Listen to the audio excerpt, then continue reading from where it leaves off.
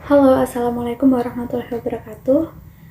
Selamat siang Pak Irwan dan teman-teman. Sebelumnya perkenalkan, saya Ana Nadia Rosda dari Program Studi Matematika. Pada kesempatan kali ini saya akan mempresentasikan pembahasan soal ujian akhir semester untuk mata kuliah pengantar proses stokastik tahun 2022. Nah, adapun isi dari presentasi saya nanti itu meliputi 4 nomor, yang mana 3 diantaranya berupa soal dan untuk nomor terakhir berupa pembahasan paper, yang mana sebelumnya sudah dibahas oleh kelompok saya, yaitu kelompok 3. Oke, langsung aja kita mulai dari nomor 1.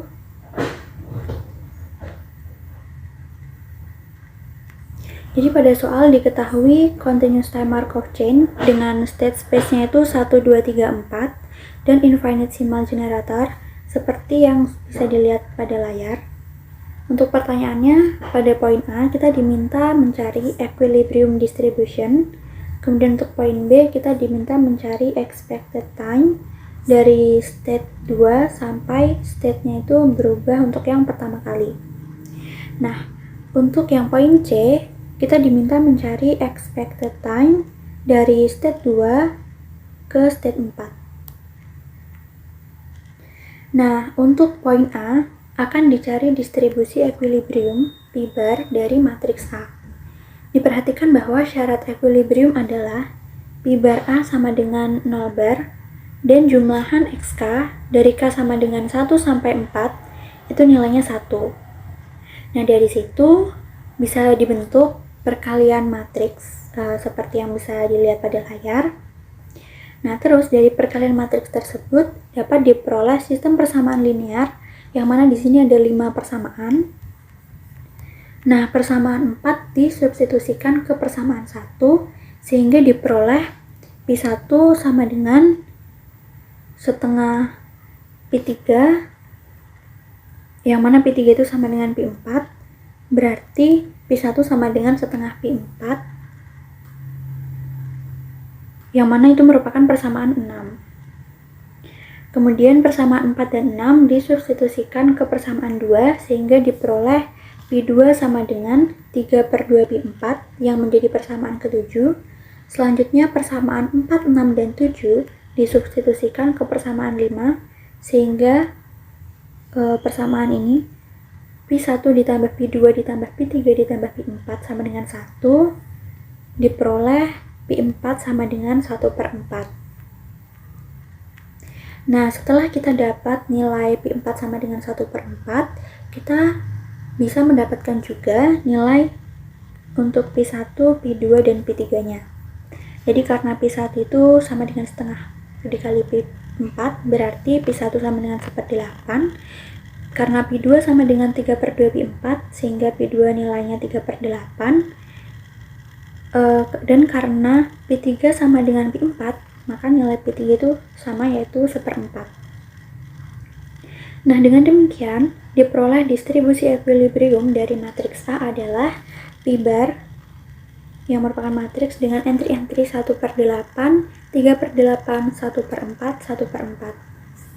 Nah, untuk yang poin B, dimisalkan rantai tersebut dimulai pada state 2, maka expected time sampai state berubah untuk pertama kali adalah 1 per Q2, yang mana Q2 itu sama dengan minus A22. Nah, A22 dapat kita lihat pada soal tadi, yaitu ini, nilainya minus 1, yang ini. Berarti didapat 1 per minus dikali min 1 sama dengan 1 satuan waktu. Nah, untuk yang poin C, dimisalkan rantai tersebut dimulai pada state 2. Akan ditentukan expected time sampai mencapai state 4. Dibentuk A4 sama dengan matriks A dengan menghapus kolom dan baris keempat, sehingga diperoleh matriks A4 itu seperti ini. Nah, selanjutnya TI4 merupakan expected time dari state I ke state 4 dengan TI4 itu sama dengan inverse dari minus A4 dikalikan 1 bar atau matriks yang memuat elemen entry-entry-nya itu 1. Nah, diperhatikan bahwa minus A4 itu sama dengan ini, dan inverse dari minus A4 itu sama dengan ini. Sehingga bisa didapat TI4 itu sama dengan perkalian matriks ini, yang mana nilainya itu 443. Jadi expected time pada state 2 dari state 2 ke state 4 itu adalah 4. Ini. Yang ini. Oke, lanjut ke nomor 2. Jadi pada soal nomor 2 diketahui suatu service center yang mana ada dua server di situ. Masing-masing itu bekerja pada exponential rate dari 2 pelayanan tiap jamnya. Nah, jika pelanggan datang pada Poisson rate per jamnya itu 3, kemudian diasumsikan suatu sistem memiliki kapasitas maksimum 3 pelanggan. Nah, pertanyaannya untuk yang poin A, fraction of potential customers yang masuk ke sistem.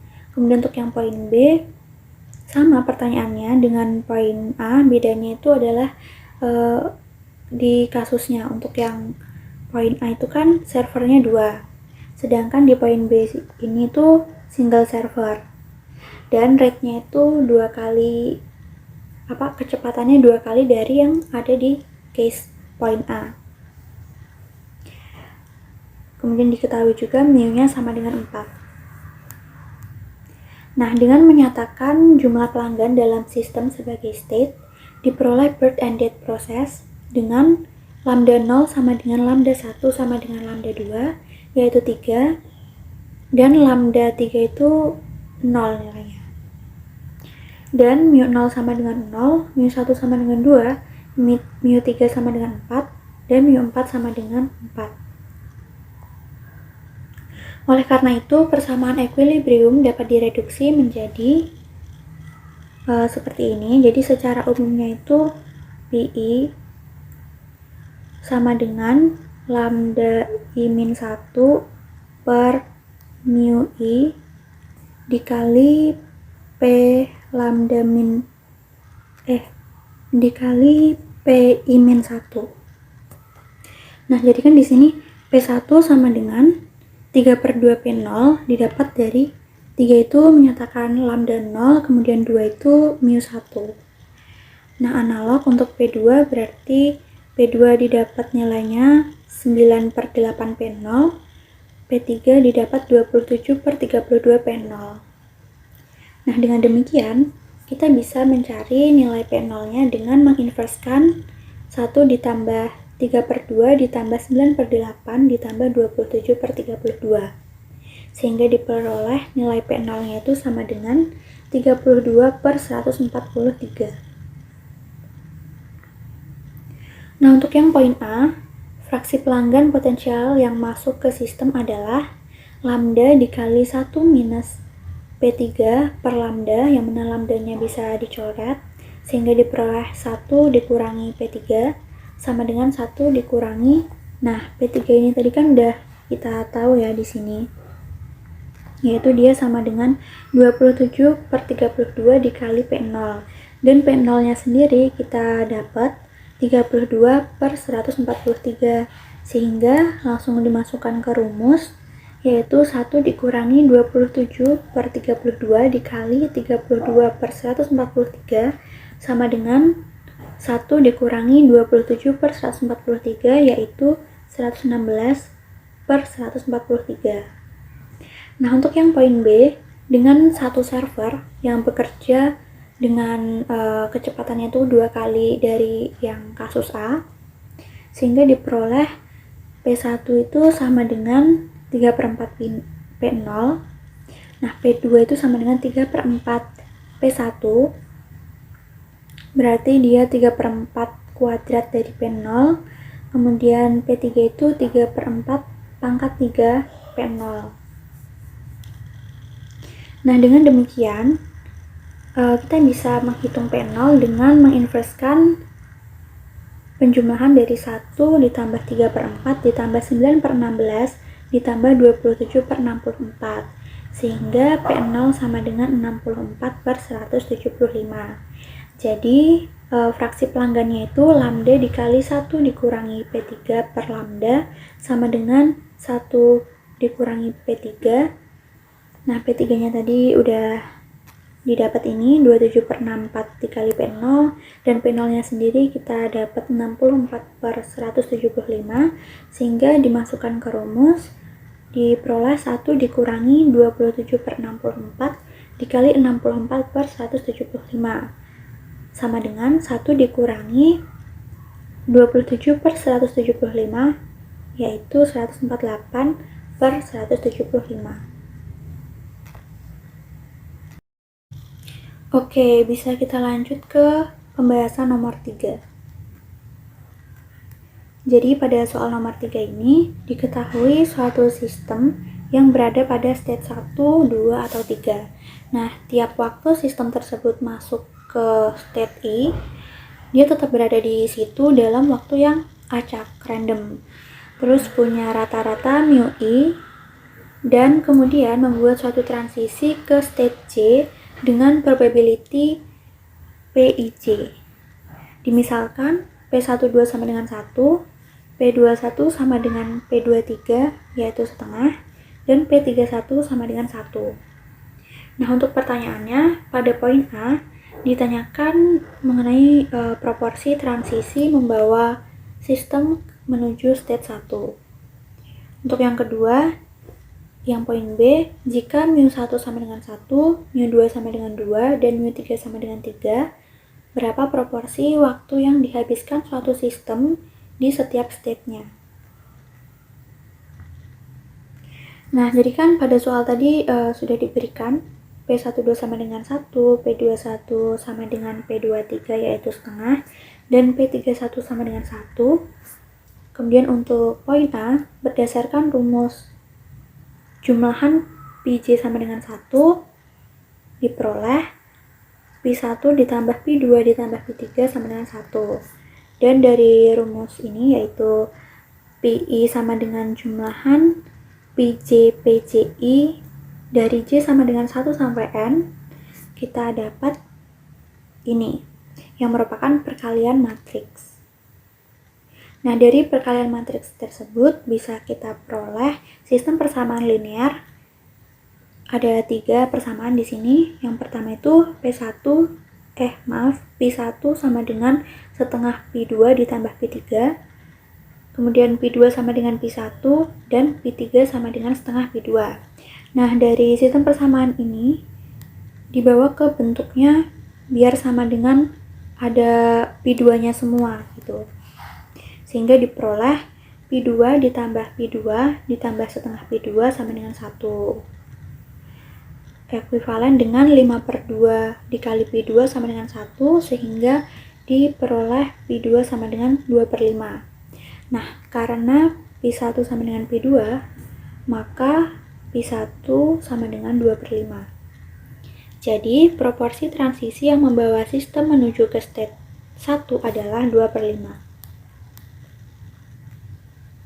Nah, selanjutnya untuk yang poin B, jadi dimisalkan mu1 sama dengan 1, mu2 sama dengan 2, dan mu3 sama dengan 3 berdasarkan rumus berikut, yaitu Pi sama dengan mu I per mu1 ditambah mu2 ditambah mu3 diperoleh nilai dari P1, P2, P3. Nah, masing-masingnya itu P1 sama dengan 1 per 1 plus 2 plus 3, yaitu 1 per 6. Kemudian untuk P2 itu sama dengan 2 per 1 plus 2 plus 3, yaitu sama dengan 2 per 6 sama dengan 1/3.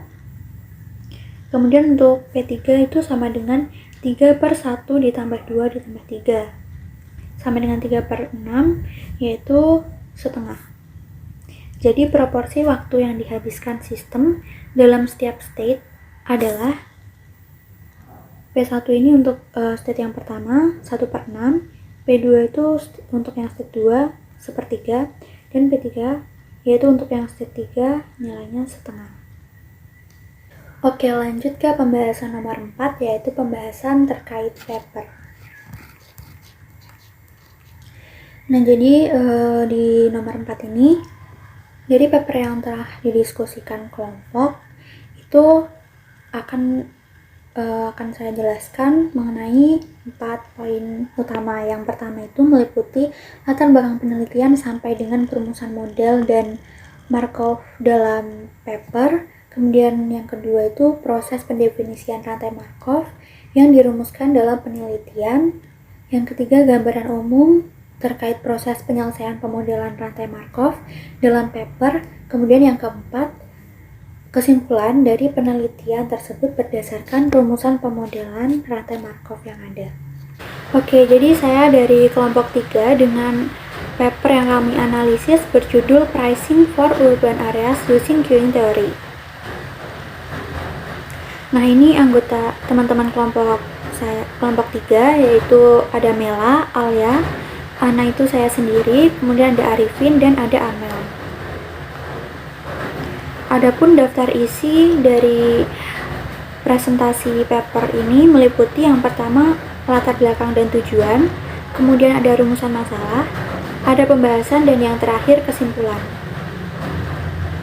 Nah, pada latar belakang ini, seiring berkembangnya zaman dan teknologi, jumlah kendaraan semakin banyak karena produksi kendaraan meningkat.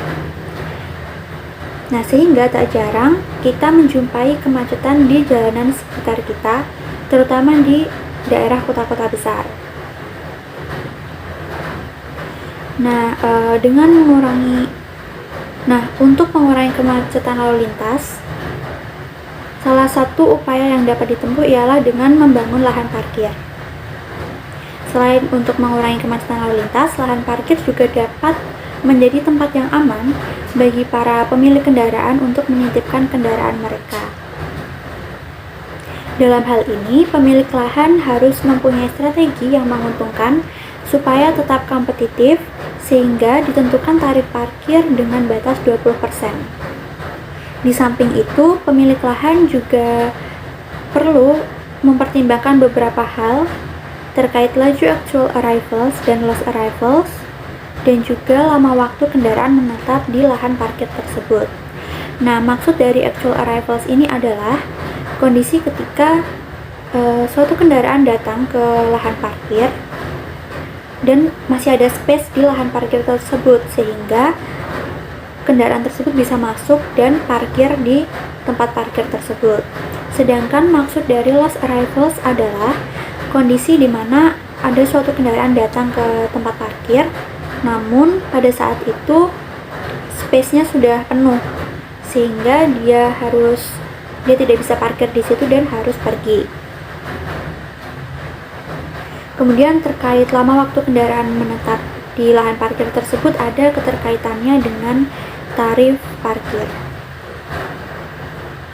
Nah, untuk tujuan dari paper ini yaitu menerapkan teori antrian pada tempat parkir privat dengan harga yang optimal, sehingga mampu memaksimalkan keuntungan pemilik lahan parkir tersebut. Kemudian untuk rumusan masalahnya, bagaimana model yang sesuai untuk menentukan harga parkir.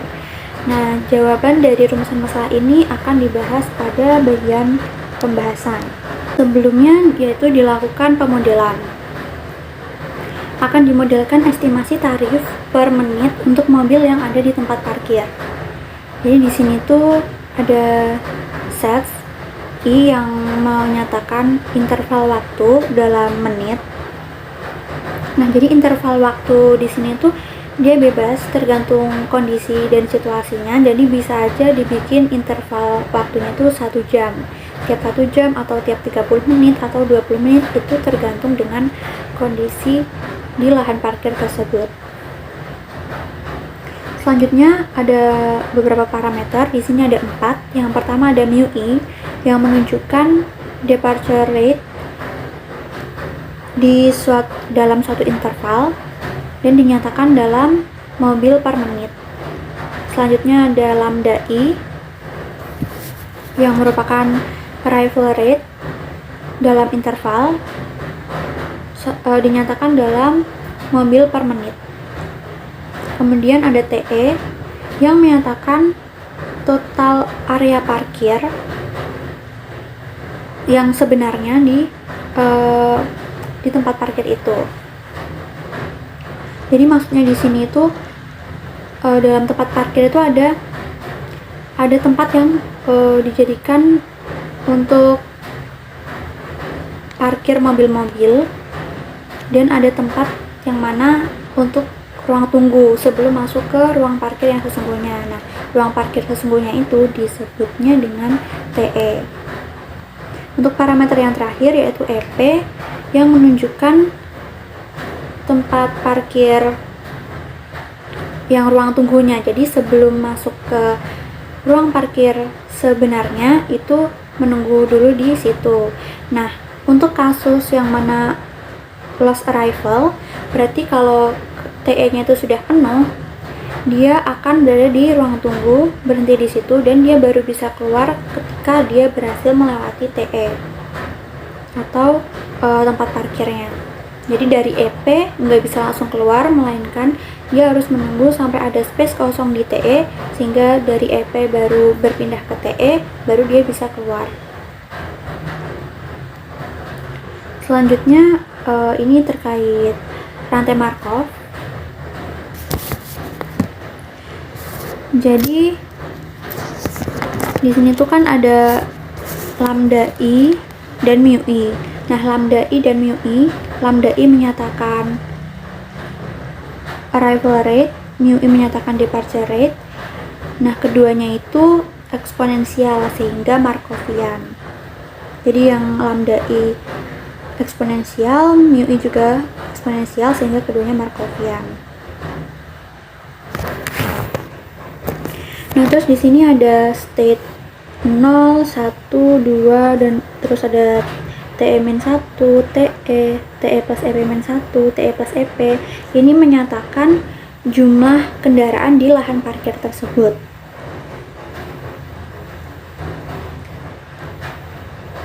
Nah, terus di sini untuk arrival rate-nya itu sama, yaitu lambda i semua dari awal sampai sini, sampai akhir. Sedangkan untuk departure rate-nya itu berbeda. Mu i di state 1, dia state 1 ke state 0 ini mu i, sedangkan dari state 2 ke state 1 2 mu i karena banyaknya itu 2. Kemudian untuk yang di state TE ke TE-1 itu banyaknya itu ada TE, sehingga departure rate-nya itu TE mu i. Akan tetapi di bagian ini dia itu departure rate-nya itu tetap TE, meskipun dia itu jadi TE plus EP min 1 dan seterusnya sampai TE plus EP, tapi departure rate-nya itu tetap TE mu i karena itu tadi ada ruang tunggu yang mana dia itu nggak bisa keluar sebelum melewati tempat parkir yang sesungguhnya gitu. Jadi otomatis yang bisa keluar itu total kendaraan yang ada di ruang parkir sebenarnya, ruang parkir sesungguhnya, yaitu yang TE itu. Nah, selanjutnya ini tuh untuk setiap interval 0 kurang dari n kurang dari TE. Yang ini untuk setiap interval 0 kurang dari T kurang dari EP. Selanjutnya terkait studi kasus. Jadi peneliti dalam menganalisis kasus ini, ia meneliti di suatu lahan parkir yang terdiri dari 150 tempat parkir dan 2 ruang tunggu.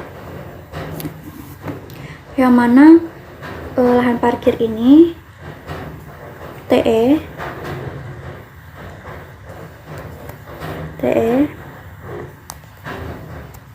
sedangkan yang ruang tunggu ini EP. Jadi TE sama dengan 150, EP sama dengan 2. Nah, Untuk menghitung jumlah servernya itu ialah server sama dengan TE ditambah EP, 150 ditambah 2, berarti servernya berjumlah 152. Nah, terkait biaya pengoperasian, yaitu sebesar 36,8575 USD per jam. Tempat parkir beroperasi 24/7 dan terdapat jadwal kosong sebesar 20% yang merupakan margin dari tempat parkir tersebut. Selanjutnya, arus kendaraan terbesar itu terjadi pada hari kerja, yaitu Senin sampai Jumat. Selanjutnya, arus kendaraan terbesar itu berada pada rentang waktu pukul 8 sampai pukul 10 malam.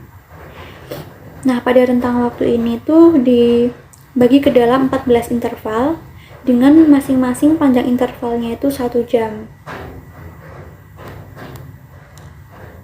Selanjutnya, laju kedatangan dan tempat untuk parkir di suatu lahan parkir akan disajikan pada tabel 1 yang mana ada pada slide setelah ini. Lalu, kendaraan datang menurut distribusi Poisson. Kemudian, waktu parkir terdistribusi secara eksponensial. Nah, jadi ini merupakan tabel 1 yang menunjukkan arrival rate, service rate per hour. Jadi di sini tuh ada 14 interval. Interval yang pertama dari pukul 8 sampai 9, arrival rate-nya 12,02 dan departure rate-nya 4,61. Untuk interval yang kedua dari pukul 9 sampai 10, arrival rate-nya 9,56 dan departure rate-nya 6,67. Begitu seterusnya sampai interval ke-14, yaitu pada pukul 21 sampai 22 dengan arrival rate-nya 7,11 dan departure rate-nya 7,5. Nah, dalam kasus ini dimodelkan intervalnya dalam setiap 1 jam ya. Jadi dari jam 8 sampai jam 22 itu panjang intervalnya 1 jam, berarti ada 14 interval.